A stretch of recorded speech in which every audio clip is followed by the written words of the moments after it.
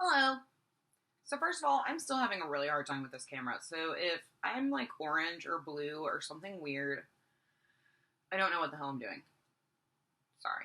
I'm going to do a review today of Snow by Orhan Pamuk. I have no idea if I'm saying his name correctly, so if I just butcher it throughout this entire video, I'm really sorry. I usually script my reviews a little bit, but I'm feeling kind of lazy today, so I didn't do that at all. So if this is weird, I'm not going to apologize again.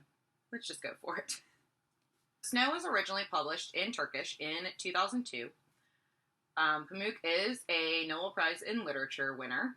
I have not read anything else that he's written. I don't even really know about anything else that he's written. I picked this up on a complete whim, and I read it. I put it off for a long time because I was very intimidated by it.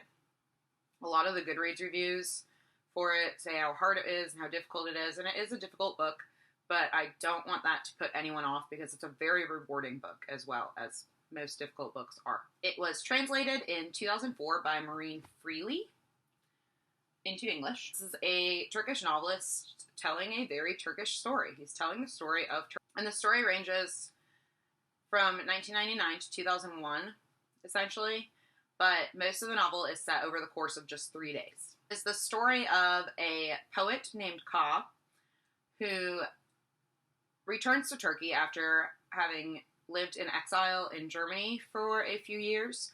He was exiled due to some political writings, and he returns to Turkey and travels to a town called Kars on the pretense of doing some journalistic investigation into these girls who have been committing suicide, and they are known as the Headscarf Girls, and all of these girls have been committing suicide, and they believe that it's because at the time in Turkey, and I had to do a lot of research on Turkish history and politics while I read this, but at the time there was a lot of tension between secularists and very devout Muslims and radical Islamists in the government, and at one point a lot of educational institutions outlawed the wearing of the traditional Muslim headscarves that Muslim women wear. And so basically the pretense is that these girls are killing themselves because they can no longer express their faith. Very, very, very interesting, very intriguing concept. Really, why Ka travels to Kars is because he heard that a very beautiful girl who he attended university with has recently divorced her husband, and he has kind of been lost and lonely and decides that maybe this is his chance for true love.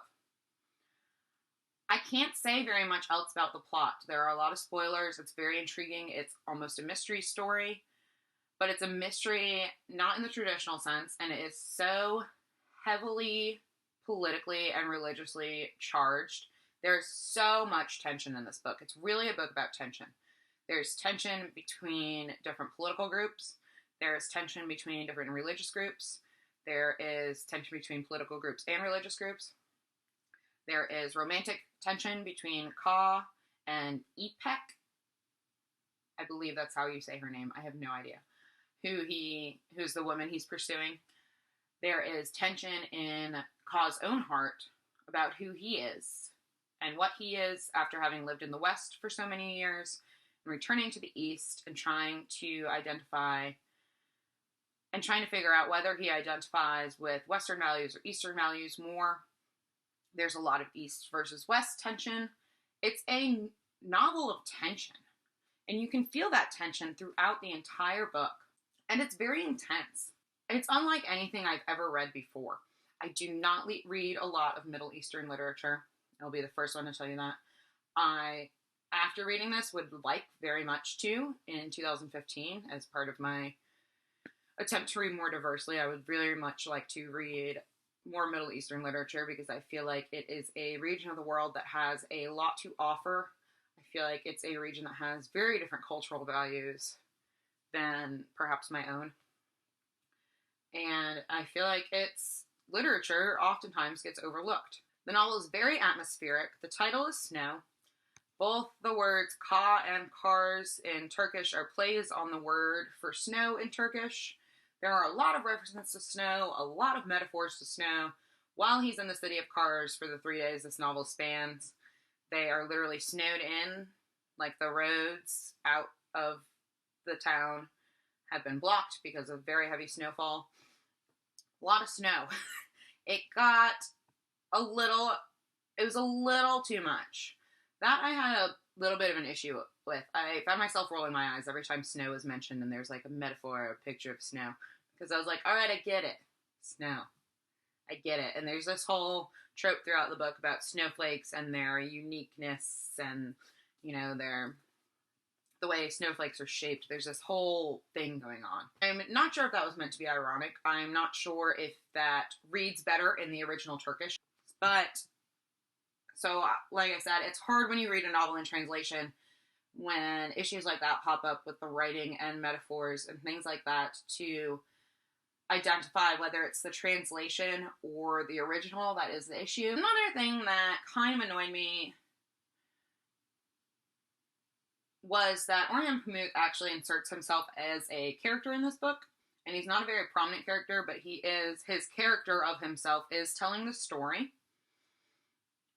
And something that I questioned a lot as I read it was whether or not he was a reliable narrator, because he is technically the author of the story. Okay. But his character in the story is piecing together Ka's story through journals and letters and interviews with people who knew Ka. So there is this unreliable narrator element to it, which really just added to that atmosphere of tension. Because you have no idea if, even at the close of the novel, you have no idea if these events really happened as they were written. You're not supposed to. It's all just speculation and detective work. I was curious to see how Pamuk would portray women in this novel, from a Middle Eastern perspective. And again, I don't know that much about the Middle East. I'm not trying to be offensive, but I know in some countries and some religions that women are suppressed far more in the East than they are in the West, even in current day. So I was very interested to see how the women would be portrayed. And while they weren't perfect, they weren't entirely fully developed, the main female character, Ipek, was oftentimes seen as an object of desire, but not in a grotesque way. It wasn't presented erotically, and there is this whole story about these girls who are committing suicide for their faith. So I wouldn't say that women were necessarily badly portrayed. I wouldn't necessarily say they were underdeveloped. There aren't a ton of female characters in this book. The ones that do appear prominently are pretty well developed and are very interesting characters with a lot of depth to them. But I would say that maybe they're underrepresented, which might not be fair to say since it is a novel about a male protagonist. I just wanted a little bit more from the female characters in this book. I don't have that much else to say. Other than what I've said already, I would say that Pamuk does a very, very good job of portraying all of this political and social and religious tension and cultural tension without taking sides. He presents very strong arguments for both sides of every issue that comes up. He presents characters that represent both sides of each issue, and I very much admire that. I'm sure he has personal biases, but he did not let them creep into his writing very much, and I do admire that. I would highly recommend this novel. It is not for everyone. It is not fast-paced. It is not a page-turner. It is a very slow novel. It is very dense. And you have to read a lot into the subcontext of the story. If you have read this, are thinking about reading this, or have read any other of Pamuk's work, if you know how to pronounce the author's name, would like to correct me, all of these things, please leave a comment, and I will see you all soon. Bye-bye.